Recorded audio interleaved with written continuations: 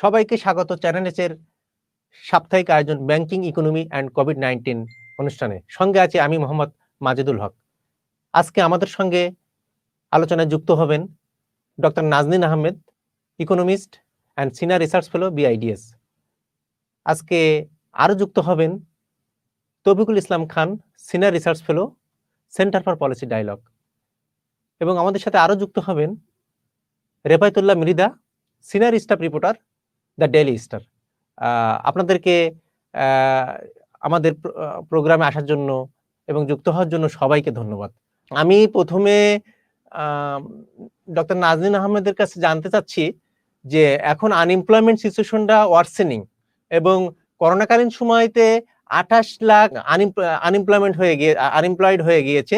এই পরিস্থিতিতে আমার অর্থনীতিতে এখন কোন ওয়েতে আমি অবলম্বন করলে এই 28 লাখ যুবক যে নন ফর্মাল সেক্টরে ছিল তারা যে আজকে বেকার হয়ে গেছে এবং যে আরএমজি সেক্টরে যে লক্ষ লক্ষ শ্রমিক বেকার হয়ে গেছে মার্চ থেকে এবং এপ্রিলের ভিতরেই, এই পরিস্থিতিতে এই বর্তমান অর্থনীতির কে আমি কিভাবে এখন এটা রিবাউন্স করতে পারি আনএমপ্লয়মেন্ট সিচুয়েশনটা? Please doctor Nazneen Ahmed.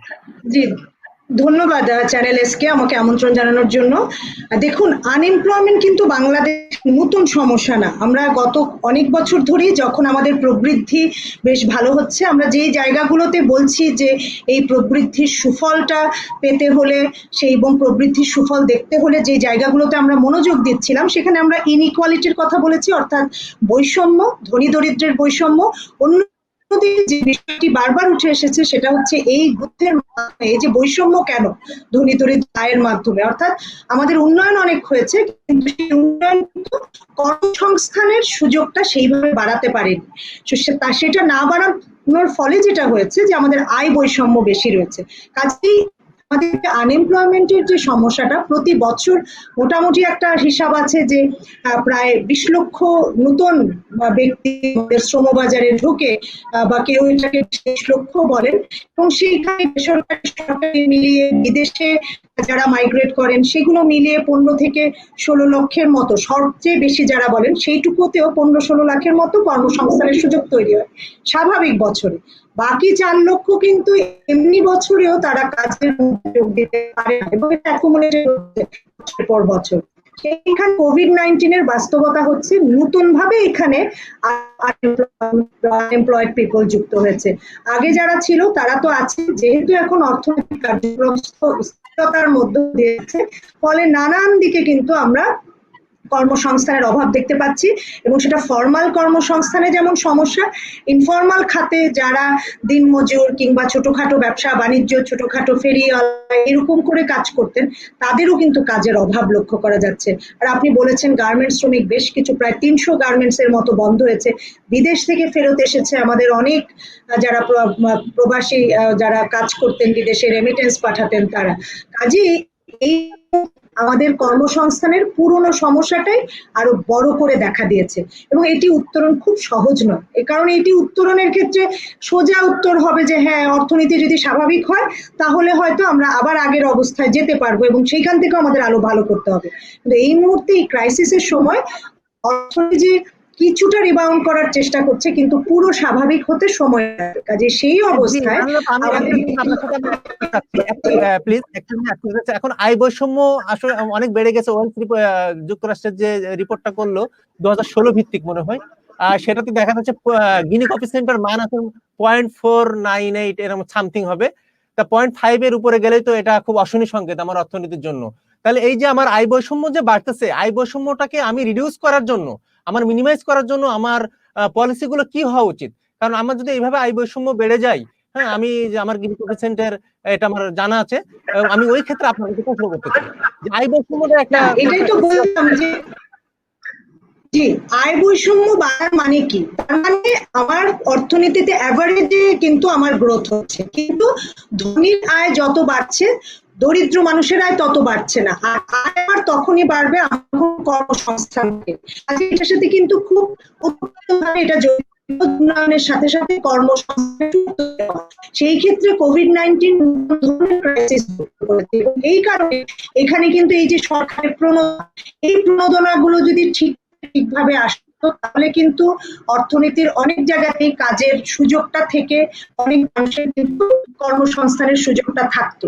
কাজেই আমাদেরকে এখন এই সময়ে আমাদের খুব জরুরি দরকার হচ্ছে সরকারের প্রণোদনাগুলো বাস্তবায়ন করা, আমাদের যে বাজার ব্যবস্থা সেইখানে এফিসিয়েন্সি বাড়ানো, আমার অবকাঠামোগত অনলাইন যে কেনাকাটা এবং অন্যান্য যে ব্যবস্থাগুলোকে সেগুলোও জোরদার করতে হবে। পাশাপাশি যারা পেশা পরিবর্তন করতে চান সেইখানেও কিন্তু তাদের পেশা পরিবর্তনের জন্য যে সুযোগগুলো সেই সুযোগটাও তৈরি করতে হবে। আর সর্বোপরি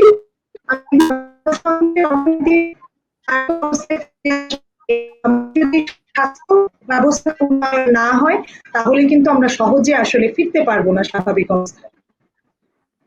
হ্যাঁ, আমি একটু তৌফিক ভাইয়ের কাছ থেকে ঘুরে আসি। আমি তৌফিক ভাইয়ের কাছে একটু জানতে চাচ্ছি যে ৭৮ লাখ এবং আমাদের দেশে ৮০ লাখের কাছাকাছি এসএমই আছে বিবিএস এর ডাটা অনুযায়ী, এবং সেটা উইথ 25 মিলিয়ন ওয়ার্কার্স। এবং এই সেক্টরটা আমরা কেন গ্রো আপ করতে পারতেছি না? এবং দেখা যাচ্ছে যে এই সেক্টরে প্রণোদনা দেওয়া হয়েছে 20,000 কোটি টাকা এবং অনলি 17.50% সেটা মানে তার ইয়ে হয়েছে, ইমপ্লিমেন্টেশন রেট মানে বাস্তবায়ন হার হচ্ছে আমার 17.50। এই এসএমই সেক্টরটা রিভাইভ করার জন্য আমার এখন কি করা উচিত? কারণ এখানে আমার জিডিপি তো 25% তারা কন্ট্রিবিউশন রাখতেছে। প্লিজ তৌফিক ভাইকে একটু। না, এসএমই খাত গ্রো করতে পারছে না এটা আমি বলবো না।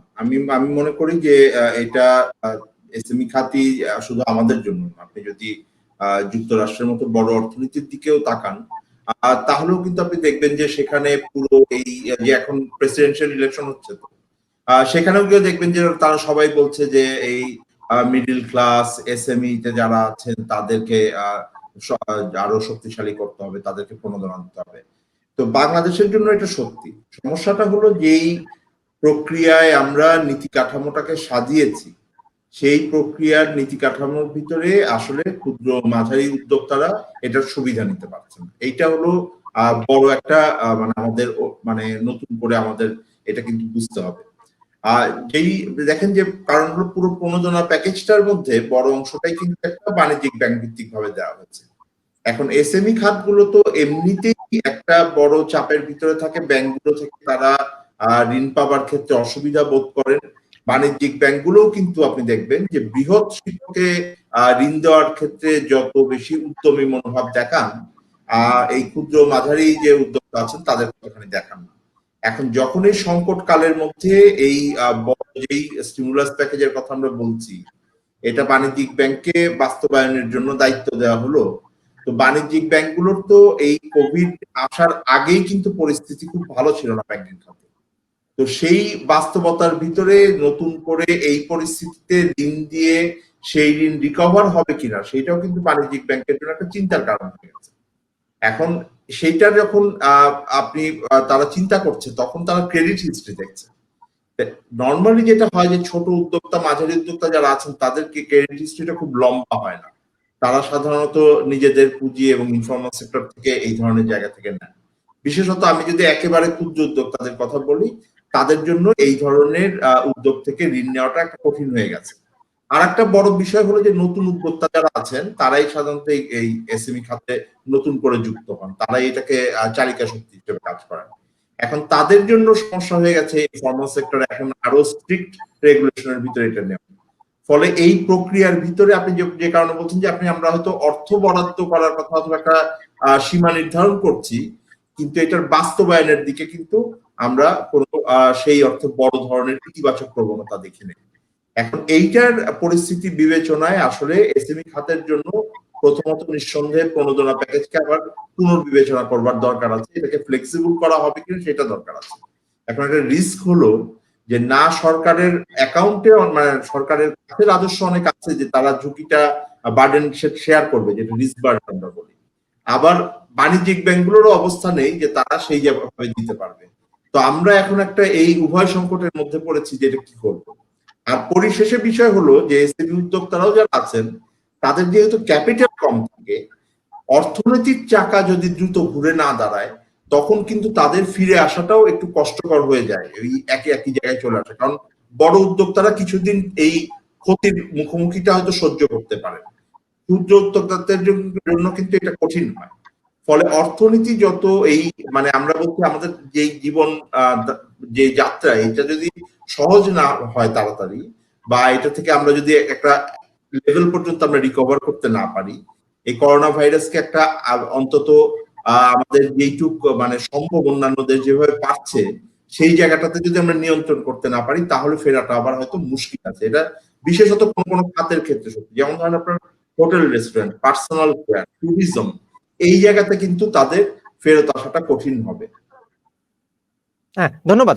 আমি রেফায়েতুল্লাহ মৃধা ভাইয়ের কাছ থেকে একটু ঘুরে আসি। আমি মৃধা ভাইয়ের কাছে জানতে চাচ্ছি যে মৃধা ভাই, যে আপনি তো একটা লিডিং নিউজ পেপারের রিপোর্টার, ওই সেন্সে আমি আপনার কাছে জানতে চাচ্ছি যে এখন রিলোকেশন ফ্যাসিলিটিসটা আমরা এখন কিভাবে নিতে পারি। হ্যাঁ, কারণ হচ্ছে যে এখানে আমার কম্পিটিটর আছে কম্বোডিয়া, আমার কম্পিটিটর আছে ভিয়েতনাম, এনাদেরকে টপকে আমার মানে অনেক ফান্ড গুলো আমরা চায়না থেকে যে রিলোকেট হচ্ছে, এই ফান্ড গুলো আমরা কিভাবে এটা এখন অ্যাডপ্ট করতে পারি, কোন ওয়েতে গেলে এটা আমরা আমাদের জন্য সহজ হবে। হয়তোবা কিছু পারসুয়েশন আমরা করেছি, কিছু ফার্ম আসছে, বাকিগুলো বা কোন ওয়েতে আমরা অবলম্বন করতে পারি, প্লিজ মিতা ভাই। ধন্যবাদ আপনাকে। প্রথমত আমি শুরু করতে চাই এইভাবে যে আমাদেরকে মনে রাখতে হবে after a long break for 6 months আমরা কিন্তু এখন একটা রিকভারি পাথে আছে, ইকোনমি এখন রিকভারির দিকে যাচ্ছে। সো আমাদেরকে নতুন করে পুরনো যেগুলো আছে সেগুলো তো আছেই, আবার নতুন করে চিন্তা ভাবনা করতে হবে। আপনি যে প্রশ্নটা করেছেন রিলোকেশনকে আপনি মিন করছেন যে চায়না থেকে ফ্যাক্টরিগুলো কোথায় যাবে, এবং সেক্ষেত্রে বাংলাদেশ কি রিলোকেশনের ফ্যাসিলিটিসগুলো পাবে কিনা। তো সেই ক্ষেত্রে আমার যে বক্তৃতা সেটা হচ্ছে যে অবশ্যই আমরা এইখান থেকে চায়না থেকে আমরা বেনিফিট পাইতে পারি। সেক্ষেত্রে আমাদেরকে আমি যদি শর্ট করে কথাগুলি বলি, সেটা হচ্ছে যে দেখুন, যারা বিনিয়োগকারী, বিশেষ করে ফরেন ডাইরেক্ট ইনভেস্টর যারা, তারা always look for some opportunities. তো সেই ক্ষেত্রে বাংলাদেশের কিন্তু এখনো পর্যন্ত ভালো অপরচুনিটিস আছে। যেমন মনে করেন যে প্রথম যদি আমি একটা উদাহরণ দিই, চায়না কোম্পানি যদি এখানে আসে, চায়না নিজেরাই নিজেদের জন্য তৈরি পোশাক,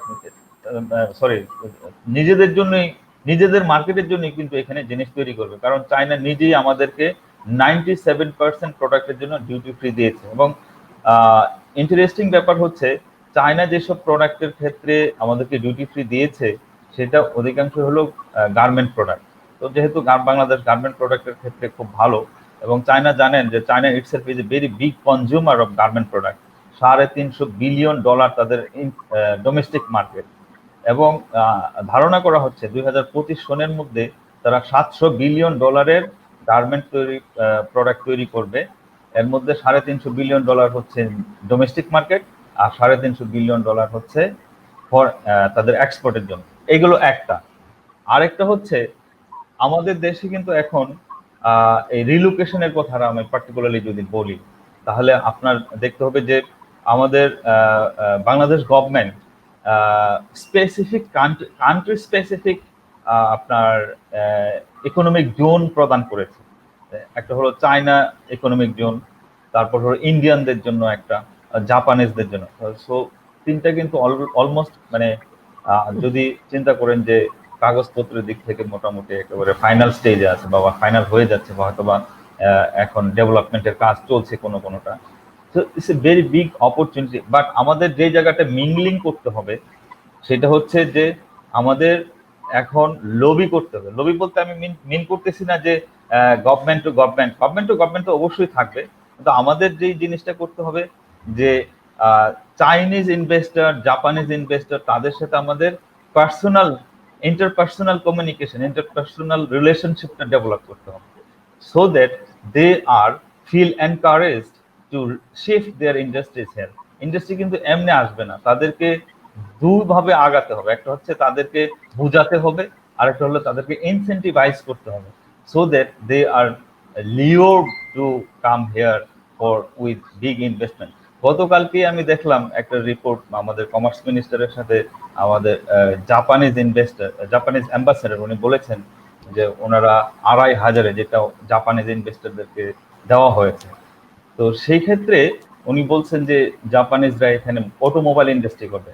ইউ মাইন্ড ইট যে automobile industry is a very emerging commodity for us, এবং অটোমোবাইল ইন্ডাস্ট্রি যদি আপনি যে ইন্ডাস্ট্রিয়াল ইকোসিস্টেমের মধ্যে যেটা বলা হয় যে অটোমোবাইল ফুলটা যদি তৈরি নাও করতে পারেন বা পার্টসও যদি এখানে তৈরি করতে পারেন, it's a big investment and big employment generate হবে। তো আমাদের দরকার হচ্ছে এখন এমপ্লয়মেন্ট। তো এমপ্লয়মেন্ট হলে আমাদের এই যে টু সাম এক্সটেন্ট আমরা কিন্তু এই করোনার ধাক্কায় যে ইকোনমি যে ক্ষতিগ্রস্ত হয়েছে সেক্ষেত্রে আমরা একটু হলেও রিলিফ পাবো। আমি এখানে একটা বিষয় আমি একটু উল্লেখ করতে চাই। তৌফিক স্যার যে কথাটা বললেন যে ভেরি ইন্টারেস্টিং, উনি একটা কথা বলেছেন যে এসএমই নিয়ে আমি একটু বলতে চাই যে এই করোনা কালীন আমরা একটা জিনিস মানে এটা আমরা আগেও জানতাম, ওনারাও জানতেন, সবাই জানতেন যে এসএমই শব্দটাই কিন্তু ডিফল্ট, মানে ইট শুড বি ব্রডেন যে CMS micro small medium enterprise.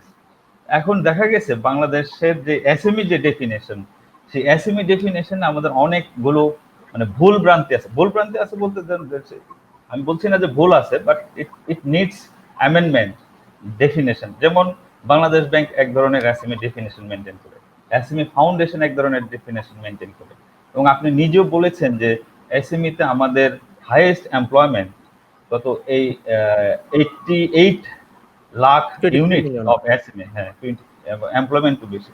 সেই ক্ষেত্রে 88 লাখ ইউনিটের মধ্যে আপনি চিন্তা করেন মাইক্রো এবং কটেজ কত পার্সেন্ট। মাইক্রো এবং কটেজই বেশি, যেখানে 2%, 2জন লোক 3জন লোক কাজ করে।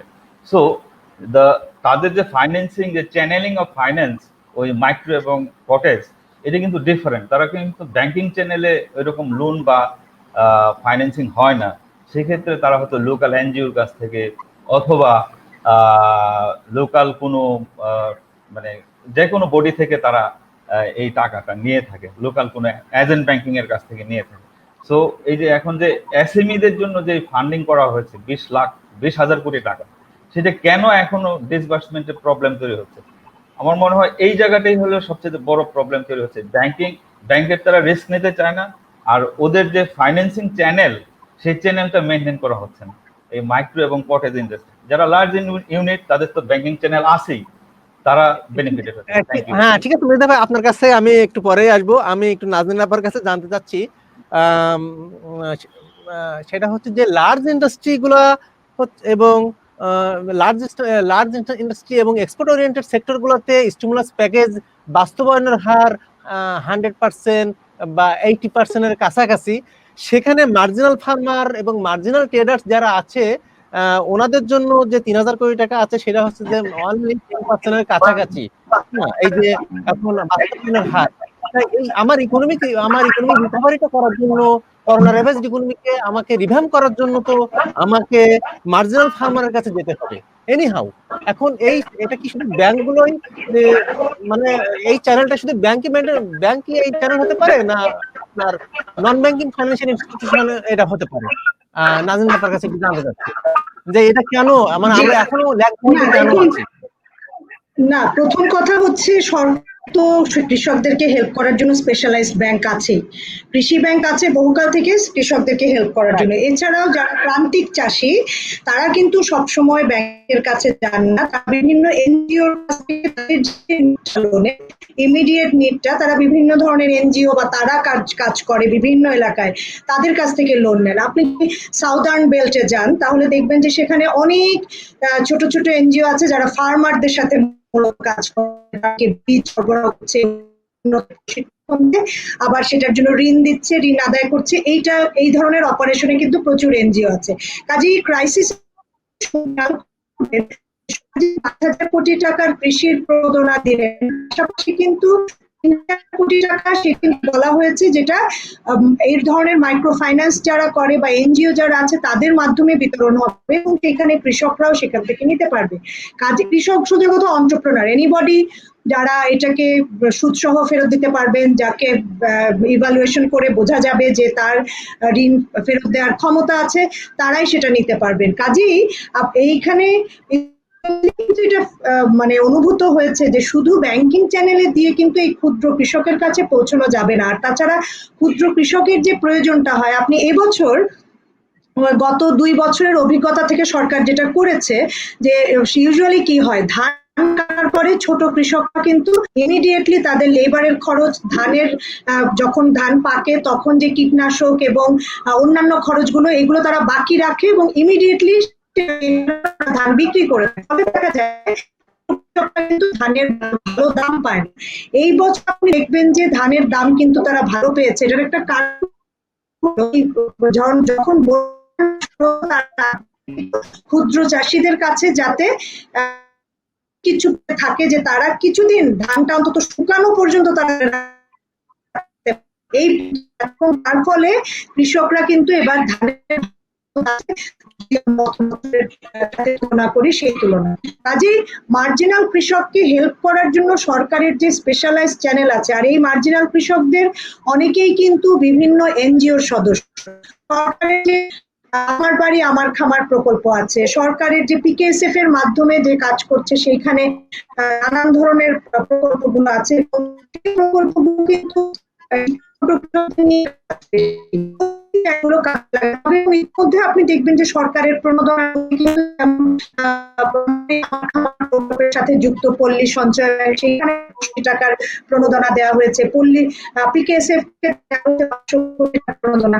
এখন এই প্রণোদনার আংশিক যাবে কিন্তু কৃষকের কাছে। মুশকিলটা হইলো যে প্রণোদনার অর্থ এখনো পর্যন্ত কিন্তু কৃষকের হাতে, মানে এটা কাজটা এখনো পর্যন্ত শুরু হয়নি, চলছে। টাকা আসবে, সেই টাকা বিতরণ হবে, তারপর কৃষকের কাজে লাগবে। এই জায়গাটা এই বছর আমাদের করোনার কারণে, যেহেতু অন্য অনেক জায়গায় অর্থনৈতিক স্থবিরতা ছিল, কাজের সঙ্গে বড় ধানের আশঙ্কা করলাম, বড় ধানের ফলনের পরে এটা সেটা যেমন ঠিকভাবে হয়েছে। বোরোর পরে আউশ ধান, আউশের ক্ষেত্রে কিন্তু ঠিক টাইমে বীজ সরবরাহ এবং অন্য বিষয়গুলো হয়েছে। আমি ইতিবাচকভাবে দেখি, মানে শুধু ঋণ একমাত্র বিষয়, বিশেষ করে তারা যখন কীটনাশক, লেবার কস্ট, ধান কাটবে সেটা লেবার কস্ট, এগুলো যখন লাগে, এবং এই কারণেই যত দ্রুত প্রণোদনাগুলো কাজে লাগানো যায় তত দ্রুত এই সমস্যাগুলোর সমাধান হওয়ার একটা সম্ভাবনা। আর বলতে চাই যে এসএমই যে ডেফিনিশনটা কিন্তু 2016 যে ইন্ডাস্ট্রিয়াল পলিসি হয়েছে, সেইটার মাধ্যমে কিন্তু বলা হয়েছে যে এই ডেফিনিশনকে ব্যবহৃত, বাংলাদেশ ব্যাংকের যদি এখন আপনি কাগজপত্র দেখেন বা ওয়েবসাইটেও আছে, ওইখানে তারা এন্ডোর্স করছে যে 2016 যে ইন্ডাস্ট্রিয়াল পলিসি, সেই সংজ্ঞাটাই তারা নিবে। কিন্তু মুশকিল হলো এন্ডোর্স করার পরেও আপনি দেখেন যে বিডিএস এর যে census survey of manufacturing industry বা এসএমআই, সেই এসএমআই 2019 করা হয়েছে, কিন্তু সেইটা কিন্তু আবার ব্যবহার করছে পুরনো। কাজেই আমাদের এতদিন সমস্যা ছিল যে ইন্ডাস্ট্রি মিনিস্ট্রি এবং তাদের যে সংজ্ঞা এবং বাংলাদেশ ব্যাংক, সেই কারণে 2016 ইন্ডাস্ট্রিয়াল পলিসিতে এক সংজ্ঞা দেওয়া হলো, কিন্তু এখনো পুরনো সংজ্ঞায় ডেটা কালেক্ট করছে। এই সমস্যাগুলো আমাদের আছে। আমরা যখন কোভিড-19 অর্থনৈতিক বিভিন্ন সমস্যা চালাতে যাচ্ছি, বারবার কিন্তু আমরা একটা জায়গায় মানে হোঁচট খাচ্ছি, যে অভাবটা আমি কোন জায়গায় পাঠাবো, কোন এলাকায় আমার কোন জিনিসটা বেশি দরকার। জি, ধন্যবাদ। আমি একটু তৌফিক ভাইয়ের কাছে জানতে চাচ্ছি যে তৌফিক ভাই, যে পোস্ট এলডিসি গ্রাজুয়েশনে সেটা হচ্ছে যে এখন আমার একটা চ্যালেঞ্জ আছে, সেটা হচ্ছে যে জিএসপি ফ্যাসিলিটিস পাওয়ার বিষয়টা আমার একটা চ্যালেঞ্জ হয়ে দাঁড়াইছে, এবং এটা অনেক কান্ট্রি সেটা এখন অ্যাগ্রি হয়েছে যে মানে পোস্ট এলডিসি গ্রাজুয়েশনের পরেও তারা জিএসপি ফ্যাসিলিটিসটা আমাদের জন্য রাখবে। তা এই ক্ষেত্রে আপনার অপিনিয়নটা কি, যে ইউরোপিয়ান ইউনিয়নের সাথে কি আমাদের কোনো মানে আমাদের আর কি কোনো আমাদের ডিপ্লোমেসি বাড়ানোর দরকার আছে কিনা? কারণ হচ্ছে যে ইউরোপিয়ান ইউনিয়ন কিন্তু আমাদেরকে কিছু রানা প্লাজা যখন হলো আপনার অ্যাক্সিডেন্টটা হলো তখন ওনারা কিন্তু অনেক ইম্পোজ করেছে, রেস্ট্রিকশন ইম্পোজ করেছে। সেটা হচ্ছে যে ওয়ার্ক এনভায়রনমেন্ট থেকে শুরু করে লেবার রাইট থেকে শুরু করে এটা অনেক ধরনের ওনারা ইন্ডেক্স আমাদের উপরে দিচ্ছে এবং সেগুলো হয়তো আমরা কমপ্লাই ইতিমধ্যে করেছি এবং সেটা এবং এই সমস্তকে কেন্দ্র করে জিএসপি ফ্যাসিলিটিস কে আমরা যে ইউরোপিয়ান ইউনিয়ন থেকে আমার আরো বাড়ানোর জন্য এবং কত বছর পর্যন্ত এটা বাড়ালে আমার ইকোনমিটা মোটামুটি একটা সাস্টেনেবল পর্যায়ে দাঁড়াবে সেটা একটু জানতে চাচ্ছি প্লিজ। না, এটা তো শেষ প্রশ্নটা অনেক কঠিন প্রশ্ন আসলে, যে কত বছর পর্যন্ত এই ফ্যাসিলিটি পেলে আমরা সাস্টেনেবল জায়গায় যাব। আমি প্রথম জায়গা থেকে শুরু করছি। সত্যিকার অর্থে কিন্তু বাংলাদেশের বর্তমান যে অর্থনৈতিক অবস্থা এবং বিশ্ব অর্থনীতির অবস্থাই বেশি ভালো না। এটা করোনা পরিস্থিতির কারণে পুরো বিশ্বই কিন্তু একটা অর্থনৈতিক ভাবে একটা বড় ধাক্কা খেয়েছে।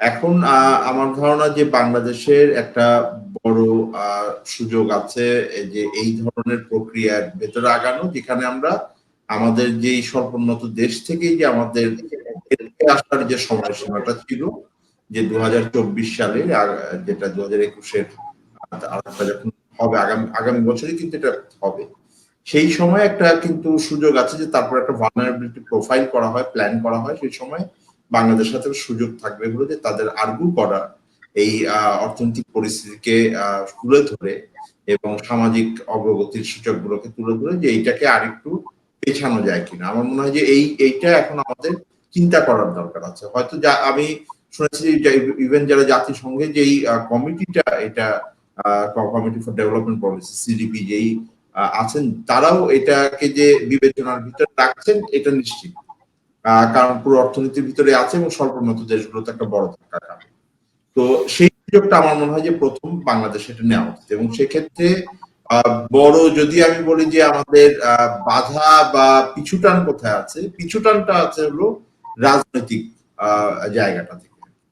তো আমরা রাজনৈতিক ভাবে কিন্তু কোনো রাজনৈতিক শক্তি চান না যে তারা এটা চিন্তা করতে যে আমরা এখন একটু ঝামেলার ভিতরে আছি। এটা চাওয়াটা একটু কঠিন, কিন্তু আমি মনে করি যে এই সময় একটা ভালো বিবেচনা হবে যে এইটাকে আমরা একটু পিছনে নিতে পারি কিনা, যেন এই সুযোগগুলো আমাদের থাকে, যাতে এইটার বড় যেই সুবিধাভোগী হবার কথা, অর্থাৎ বাংলাদেশের সাধারণ মানুষ, আমাদের যেটা আপনি শুরু করলেন এটা দিয়ে যে কর্মসংস্থানের উপরে আমার কি প্রভাব, এইগুলো। কারণ রপ্তানি আমি $42 বিলিয়ন করলাম না রপ্তানি $40 বিলিয়ন করলাম, তার চাইতে গুরুত্বপূর্ণ কিন্তু আমার ভ্যালু এডিশন কি হলো, আমার কর্মসংস্থান কি হলো আমার কাছে অর্থনীতিবিদ হিসেবে, আমরা উন্নয়ন নিয়ে যারা চিন্তা করছি।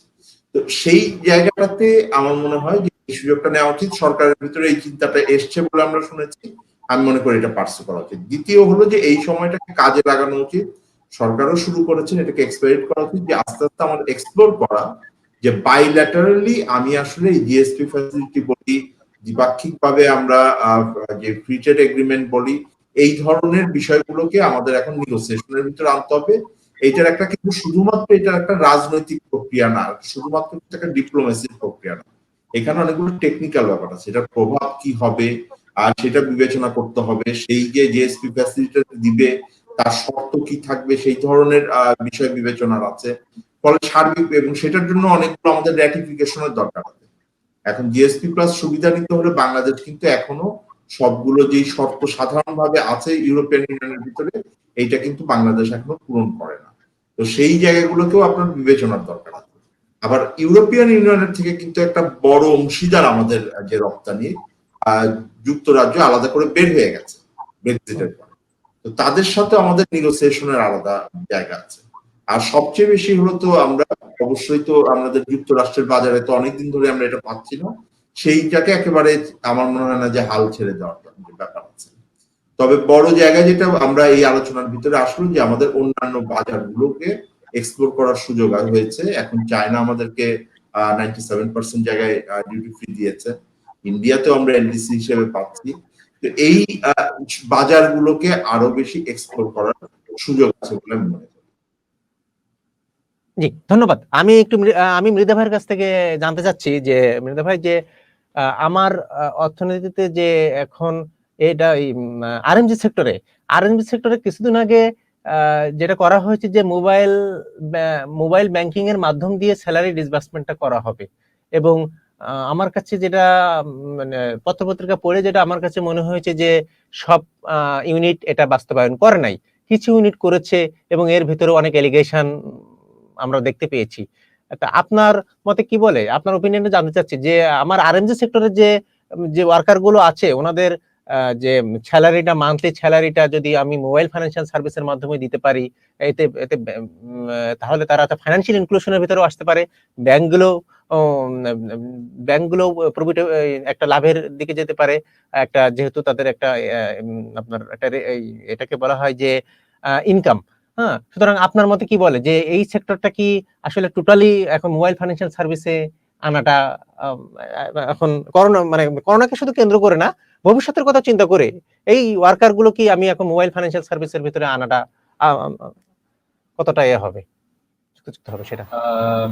ধন্যবাদ আপনাকে আবারও। যে দেখুন, অনেক পুরনো কথা এটা, যে every risk is an opportunity, এবং প্রত্যেকটা ক্রাইসিস কিন্তু আমাদেরকে একটা শিক্ষা দিয়ে যায়। অনেকগুলো শিক্ষা আমরা পেয়েছি এই করোনাকালীন, এবং এই মোবাইল ফাইন্যান্সিয়াল সার্ভিস একটা অন্যতম শিক্ষা। যে কোনো আর্থিক লেনদেনের ক্ষেত্রে একটা মাধ্যমে হওয়া ভালো। মানে সরাসরি ক্যাশ টাকা দেওয়াটা এটা কখনো এটা আমি মনে করি না এটা ঠিক আছে। এটা ব্যাংকিং সেক্টর হোক অথবা যে কোনো সেক্টর হোক, এটা গার্মেন্ট হতে পারে, যে কোনো। তো এই জিনিসটা অনেক আগেই করা দরকার ছিল। শ্রমিকদেরকে মানে তাদের হয়তো ব্যাংক অ্যাকাউন্টে যাবে অথবা তাদের মোবাইল ফাইন্যান্সিয়াল সার্ভিসে যাবে।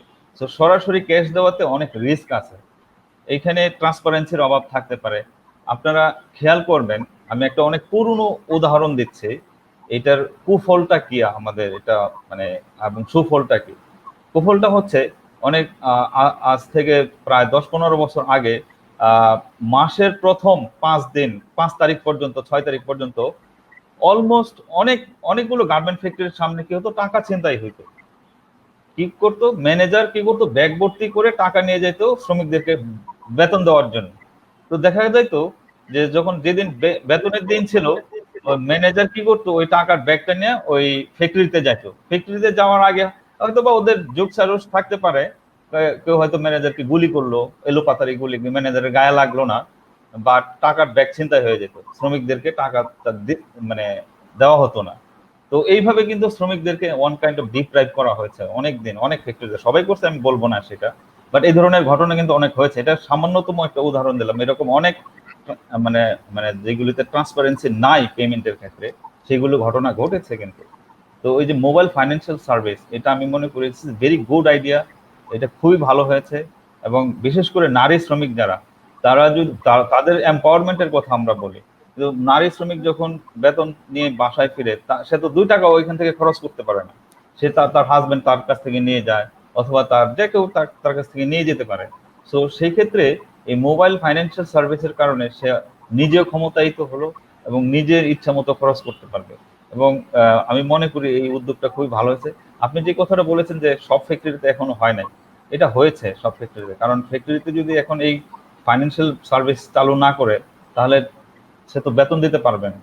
কিছু কিছু ফ্যাক্টরি, আমার হিসাব মতে 46টা ফ্যাক্টরি, সেই 46টা ফ্যাক্টরি বিজিএমএ থেকে লেবার মিনিস্ট্রিতে তালিকা পাঠানো হয়েছে, যাতে এগুলো শাটডাউন করে দেওয়া হয়, বিকজ তারা ওই টাকাটা দিতে পারে নাই।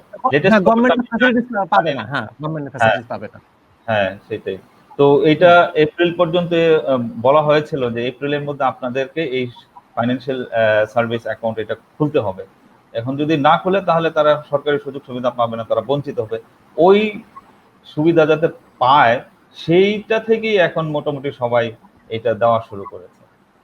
জি, ধন্যবাদ। আমি নাজনীন আপার কাছে জানতে চাচ্ছি যে এটা অনেক পুরাতন কথা, আমি আবার ওই মার্চ এপ্রিল মাসেই ফিরে যেতে হয়, এবং নাজনীন আপা এটা অনেক জায়গায় ভয়েস রেজ করেছে। তা আমি আবার আবার এপ্রিল মাসের দিকে আবার ফিরে যাচ্ছি। যখন করোনা আমাদের দেশে আসলো তখন 250 বিলিয়ন 300 বিলিয়ন এক্সপোর্ট অর্ডার বাতিল হয়ে গেল। এটার পরে তখন স্যালারি দিতে পারতেছে না, গভর্নমেন্ট 5,000 কোটি টাকা দিল স্টিমুলাস প্যাকেজ প্রথমে, পরে তো আবার বাড়ালো। তো সবকিছু মিলায় এবং আপনি বারবার ভয়েস রেজ করেছেন যে আজকে 30 বছর 35 বছর ধরে ওনারা বিজনেস করতেছে, তাহলে কেন আমার ফেব্রুয়ারি মাস বা মার্চ মাসের বেতনটা দিতে পারে নাই? আমি ওইদিকে এখন আর যাচ্ছি না। আমি এটাই আপনার কাছে জানতে চাচ্ছি যে মালিক শ্রমিকের যে রিলেশনটা এখনো পর্যন্ত আমাদের দেশে কেন ডেভেলপটা হয় নাই? বারবার কেন ক্লাশ হচ্ছে? প্রত্যেকটা ইস্যু নিয়ে মালিক শ্রমিকের সাথে আমাদের ক্লাশ হচ্ছে, এটা কেন? এই ইমপ্রুভমেন্টটা কেন আসছে আমাদের? শ্রমিকের মধ্যে যে একটা সাংঘাতিক সম্পর্ক, এটা ইতিহাসে আপনি যতই পেছনে যাবেন, আমাদের যত শ্রমিকের ইতিহাস, 8 ঘন্টা করার ইতিহাস, তাদের যে সংগ্রাম, সারা দুনিয়া কারণ মালিক তার মালিক, এবং এই কারণে এত থিওরি যে মালিক শ্রমিক সাংঘর্ষিক অবস্থাটাকে তার লাভটাকে সর্বোচ্চ করতে, এবং সেখানে শ্রমিকের পেছনে তার খরচ হয়, খরচ যত কমানো যায় লাভ তত বেশি হবে, এবং শ্রমিককে কাজ করিয়ে উৎপাদন তত ভালো। এখন এটা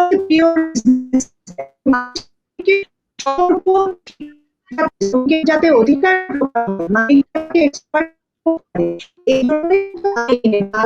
শ্রম আইন, সেই শ্রম আইন আমাদের যে দীর্ঘদিন পুরনো শ্রম আইন ছিল, যেটাকে 2006 পাস করা হলো, বড় রকম পরবর্তী 2013, 2015, 2018 সংশোধনী এসেছে। তাতে এখন এই যে সংশোধনীগুলো, এই যে আইন, এটা কিন্তু মালিক শ্রমিকের সম্পর্কে সেইটাকে ঠিক রাখার জন্য আইন যেভাবে হয়েছে, বিশেষ করে 2006 পরে ঘটনা এবং ইনজুরির জন্য কিন্তু এর প্রয়োগে দেখা যায় করতে গেলে শ্রমিকের সক্ষমতা কম থাকে। আমাদের শ্রমিকদের তারা তো বেশ অনেক কিন্তু শ্রমিকের কল্যাণের জন্য না হয়ে কল্যাণে বেশি কাজ করেন। ভালো যে নাই তা এখানে ইউনিয়ন করে থাকার অবস্থা, সেটাও ঠিক হবে না, কারণ অন্যান্য ইউনিয়ন গুলাকে দেখি যে তাদের যে তারা যেভাবে তাদের ক্ষমতার অপব্যবহার করে অনেক ট্রেড ইউনিয়ন, সেটা যদি আবার আমাদের এই প্রধান রপ্তানি খাতকে প্রভাবিত করে তাহলে কি হবে? এই সব মিলিয়ে আমি বলবো যে আমাদের এই মালিক শ্রমিকের সম্পর্কের সত্তা এবং সেটার মধ্যে আইনের প্রয়োগ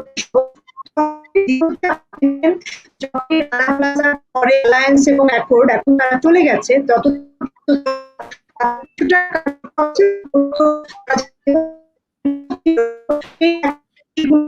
তাদের ইমপ্রুভমেন্ট হয়েছে, কারণ ইমপ্রুভমেন্ট না হলে বিক্রি করতে পারবে না। আমাদের দেশে বিভিন্ন সময়ে বায়ারদের অধিকার এবং আস্তে সেখান থেকে আরো অনেক ইমপ্রুভমেন্ট হয়েছে। এখানে বারবার মনে রাখতে হবে যে ভালো ফ্যাক্টরি নিজেরাই শ্রমিকদের অধিকার রাখেন, ঠিক মতো বেতন দেন। এই করোনার সময়ও কিন্তু সব অনেক ফ্যাক্টরি আছে যারা সরকারের নিতে জানবেন, হবে যারা কিন্তু শ্রমিককে বেতন দিয়ে দিয়েছেন, তার সবকিছু ঈদে তারা একদম পুরো বোনাস দিয়েছেন, যেখানে এপ্রিল মাসে 60% বেতন দেওয়া হয়েছে, তারা পুরো বেতন দিয়েছেন। কাজে এখানে আমি মনে করি যে শ্রমিকের অধিকার রক্ষায় আইনের যথাযথ প্রয়োগটা দরকার, এবং এই জায়গায় শ্রমিকের জন্য কাজ করে সেই সহায়তা দরকার, তারা শ্রমিককে হেল্প করবে। এবং আরেকটা বিষয় দরকার হচ্ছে যে শ্রমিকরা আমাদের দেশের আর বিশেষ করে যারা কাজ করেন তারা কিন্তু তাদের যেটা বলে যে অনেকদিন পর্যন্ত কিন্তু গার্মেন্টস এ থাকেন না, ফলে তারা 12 বছর কাজ করে তারা কিন্তু এই সেক্টরটা ত্যাগ করে। এইখানে এই যে শ্রমিকদের অনেক বছর থাকতেন একতাবদ্ধ থাকা, তারা আসেন ওই আন্দোলন সংগ্রাম করতে করতে দেখা যায় 10-12 বছর দেখা যায় টাকা পয়সা, বিশেষ করে নারী শ্রমিক কিন্তু দেখেছি গার্মেন্টস গেলে কিন্তু আপনি 40 ইয়ার্স এর উপরে বয়স এরকম নারী শ্রমিক পাবেনই না। কাজে এই জায়গাগুলো আইনের প্রয়োগটা আমাদের খুবই দরকার। শ্রমিকদের এডুকেশন, শ্রম আইন এবং যে অ্যাওয়ার্ড করা এটা অনেক পার্টনাররা কাজ করছেন, সেইগুলোর ইমপ্লিমেন্টেশন গুলো সেগুলো আরো বাড়ানো দরকার। নাজনীন আপা, আমি আপনার সাথে একটা কথা অ্যাড করতে চাচ্ছি যে ইউরোপিয়ান ইউনিয়ন যে আরএনজি সেক্টরে যারা জব হারাইছে, এটাকে কেন্দ্র করে ইউরোপিয়ান ইউনিয়ন কিন্তু 117 মিলিয়ন ইউরো দিতে তারা রাজি হয়েছে। কিন্তু কারা জব হারাইছে এই লিস্টটা এখনো পর্যন্ত কিন্তু তৈরি করা মানে যায় নাই। হ্যাঁ, সেটা হচ্ছে যে বোথ সাইডেই, এটা হচ্ছে লেবার অর্গানাইজেশন করবে, আরএনজি সেক্টর যে লিডাররা আছে ওনারা করবে, সরকার মিলে সব কোঅপারেশন থাকতে হবে সবার ভিতরে। কিন্তু এটা কিন্তু 117 মিলিয়ন ইউরো যে মানে তারা দিতে রাজি হয়েছে ইনসেন্টিভ হিসেবে, কিন্তু এই লিস্টটা এখনো করা হয় নাই। কিন্তু কেন, মানে কিভাবে করলে আমরা এটা দ্রুত এই লিস্টটা করতে পারবো, তাহলে তো একটা ইনসেন্টিভ আমরা পেতে পারি। না, এটা তো বিজিএমই এবং সরকার মিলেই করার কথা, এবং বিজিএম এর তো নিজেরই তাদের গরজ আছে, তারা যাতে এই সহযোগিতাটা পেলে তাদের শ্রমিকদেরই উপকার। তবে আমি জানি যে কিন্তু তা বিশেষ করে যারা চাকরি পেয়েছেন এমন শ্রমিক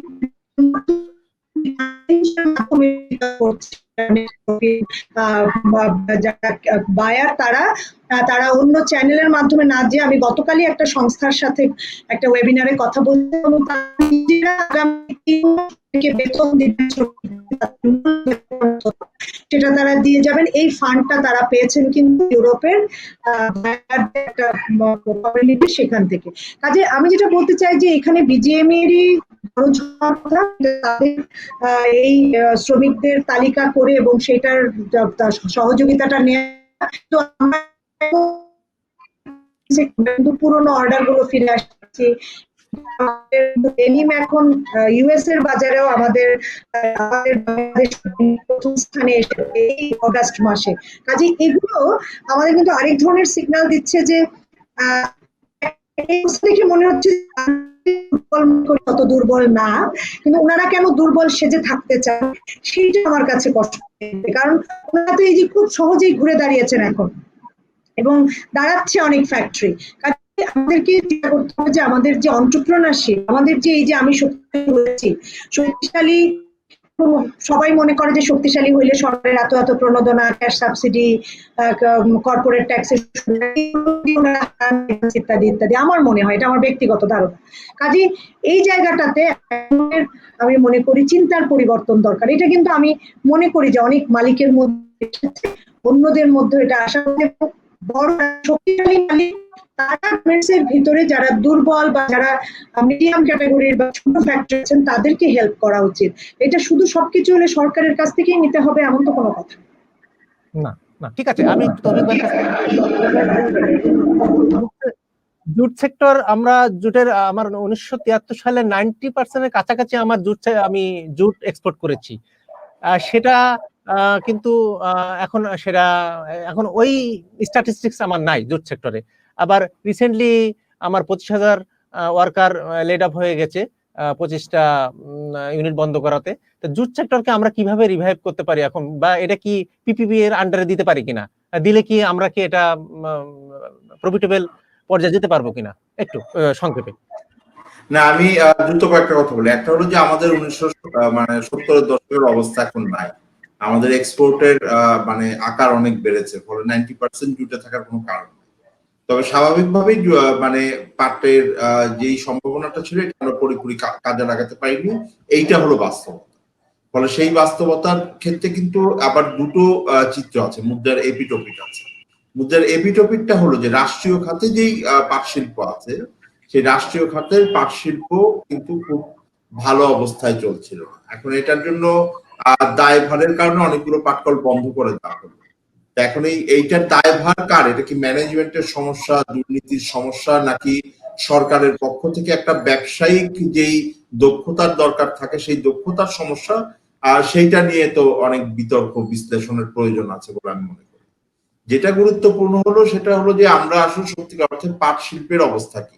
আমরা যতটুকু দেখছি সেটা হলো যে যারা ব্যক্তি খাতের উদ্যোক্তা আছেন তারা কিন্তু মোটামুটি এইটাকে ভালো করছেন। এখন বড় বিষয় হলো যে আমরা পাটই রপ্তানি করব নাকি আমরা অন্য কিছু রপ্তানি করব, এইটা কিন্তু নির্ভর করে অর্থনীতির জন্য এটা খুব বেশি যে ম্যাটার করে তা না।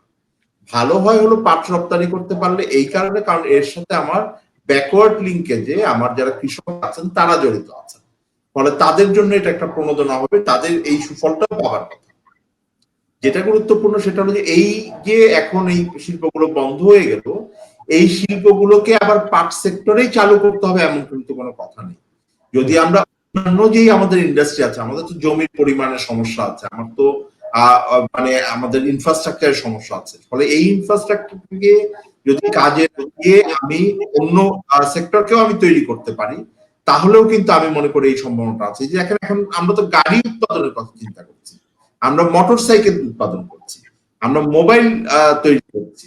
তো এই ধরনের মানে আধুনিক শিল্প যদি তৈরি হয়, পাট শিল্প যদি তৈরি হয়, তাহলে আমাদের এটা নিয়ে খুব বেশি চিন্তা করা উচিত। আমাদের জন্য গুরুত্বপূর্ণ হলো আমরা নতুন করে কর্মসংস্থান তৈরি করতে পারছি কিনা এবং আমাদের যেখানে কম্পারেটিভ অ্যাডভান্টেজ আছে সেই জায়গাটা কাজে লাগাতে পারছি না। পিপিপির ব্যাপারে আমার যেটা আশঙ্কা হলো যে অতীতে কিন্তু আমাদের খুব ভালো রেকর্ড আছে তা না, এটা আমাদের শক্তিমত্তার জায়গা না। নতুন করে একটা জিনিস তাহলে আমাকে ভালো করে তারপর ওইখানে যেতে হবে। তো পিপিপিতে যেতে পারে, কিন্তু নিঃসন্দেহে এটা বাণিজ্যিক ভাবে এইটার যে দক্ষতা ব্যবস্থাপনা এইগুলাকে ভালোভাবে শক্তিশালী জায়গার ভিতরে নিতে পারে। আর একটা যেটা হতে পারে সেটা হলো জয়েন্ট ভেঞ্চারের কথা আমরা বলছিলাম। Joint venture can B a good option. Even আপনি চায়নার বিনিয়োগের কথা বলছিলেন, আমার মনে হয় যে বাংলাদেশের এটাও দেখা উচিত যে আমাদের যারা শিল্প উদ্যোক্তা আছেন তাদের সাথে আমরা জয়েন্ট ভেঞ্চার করতে পারি কিনা, তাহলে কিন্তু আমাদের উদ্যোক্তা শ্রেণীর ভিতরেও একটা নতুন দক্ষতা আসবে, আবার বাইরের যারা উদ্যোক্তা আছেন তারা যে লোকাল নলেজটা আছে সেটাকেও কাজে লাগাতে পারবে। ধন্যবাদ। আমি নাজনীন আপার কাছে একটু জানতে চাচ্ছি যে আপা, যে এটা এখন তো র জুট উৎপাদন হয় 80 লাখ বেল, এখন অ্যানুয়ালি যেটা উৎপাদন হয়, তা 80 লাখ বেল র জুট উৎপাদনকারীর সাথে তো উৎপাদনের সাথে তো আমার কৃষক জড়িত। তা কৃষকরা দেখা যাচ্ছে যে সেখানে মিডলম্যানদের দ্বারা তারা এফেক্টেড হচ্ছে, বিভিন্ন ভাবেই তারা ক্ষতিগ্রস্ত হচ্ছে মিডলম্যানদের। এই মিডলম্যান কে দূর করে আমরা কিভাবে কৃষকদেরকে আমরা ফেয়ার প্রাইস ইনশিওর করতে পারি, অথবা সাপ্লাই চেইন ম্যানেজমেন্টের মাধ্যম দিয়ে কৃষকদেরকে ফেয়ার প্রাইস নিশ্চিত করতে পারি?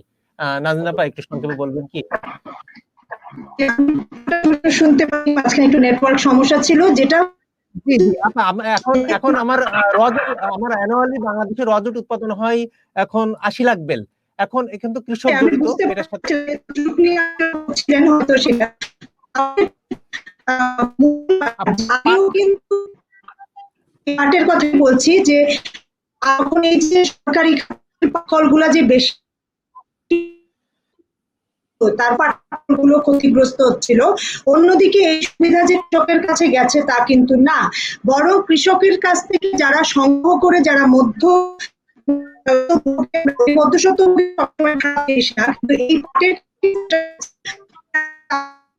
যেহেতু একটু এবং সেইভাবে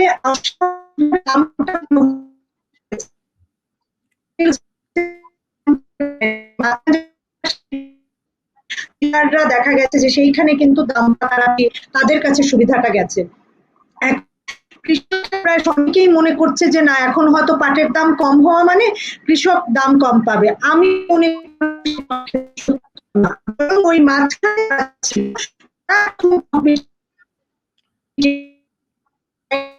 পয়সা ঘুষ টুস দিয়ে আমি একটা দামের, ওই দাম যেটা ফিক্স সেই বেশি দামে বিক্রি, ওইটা আর এখন সম্ভব।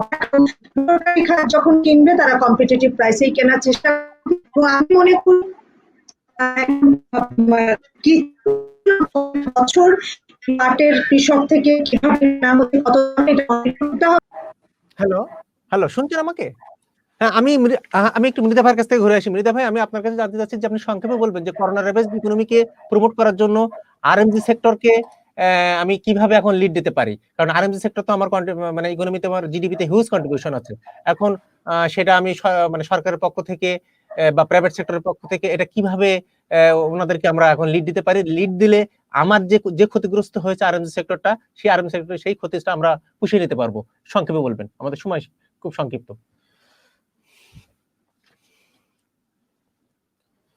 যেই জিনিসটা আমি বলতে চাই সেটা হচ্ছে যে রিকভারি যেটা বললেন, রিকভারি কিন্তু একদম ওভারনাইট হবে না, it will take a long time. প্রথমত হচ্ছে আমাকে ফ্যাক্টরিগুলো চালু রাখতে হবে, প্রোডাকশন। দ্বিতীয় হলো আমাদের এক্সপোর্ট চালু রাখতে হবে, সেটা প্রাইস কম হোক বেশি হোক, আমাকে এই দুইটা জিনিস এনশিওর করতে হবে। একটা হচ্ছে প্রোডাকশন, ফ্যাক্টরিতে প্রোডাকশন থাকতে হবে, আর দ্বিতীয় হচ্ছে আমার এক্সপোর্ট বাধাগ্রস্ত হওয়া যাবে না। সেই ক্ষেত্রে আপনার আরএমজি সেক্টর দিয়ে এই মানে যাতে আমি বলতে চাচ্ছি যে শ্রমিকরা যাতে তাদের চাকরি না হারায় আর মালিকরা যাতে তাদের এক্সপোর্ট মার্কেট না হারায়, এই দুইটা জিনিসকে যদি ধরে রাখেন তাহলে আমার মনে হয় রিকভারি টুডে অর টুমরো হবে।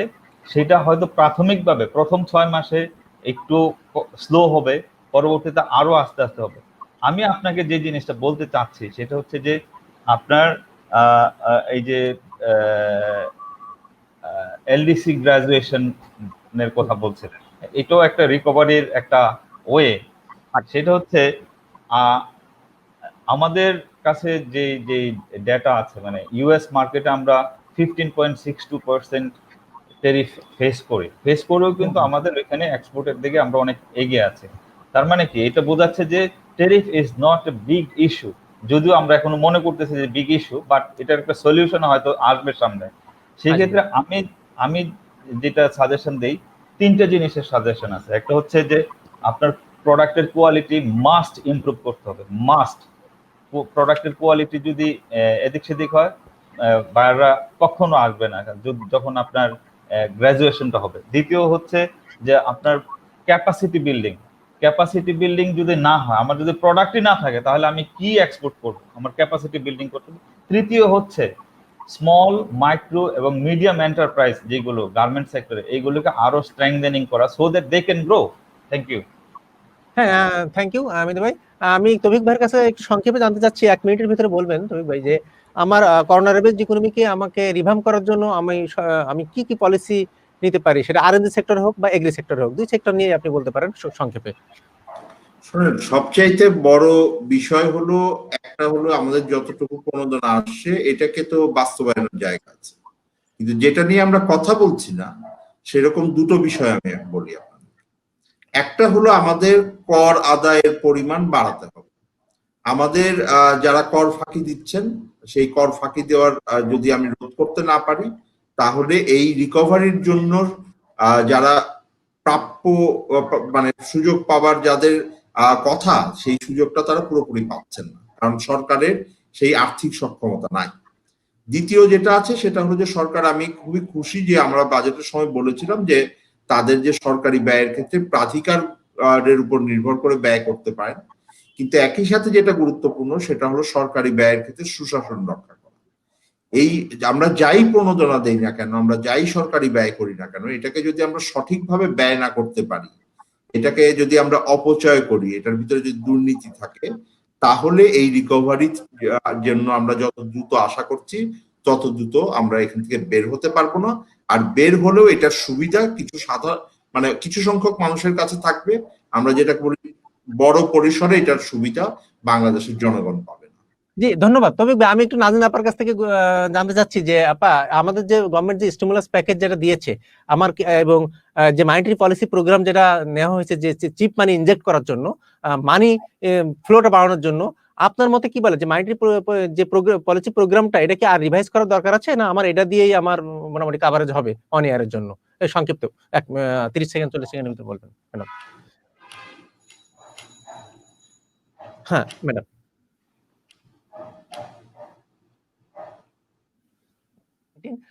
আজকে যারা আমাদের সঙ্গে যুক্ত ছিলেন, doctor Nazneen Ahmed, economist and senior research fellow BIDS, এবং আরো যুক্ত ছিলেন Toufiqul Islam Khan, senior research fellow centre for policy dialogue, এবং আরো যুক্ত ছিলেন Refayetullah Mirdha, senior staff reporter Daily Star. আপনাদেরকে সবাইকে ধন্যবাদ আমাদের সঙ্গে আজকে যুক্ত হওয়ার জন্য। ধন্যবাদ।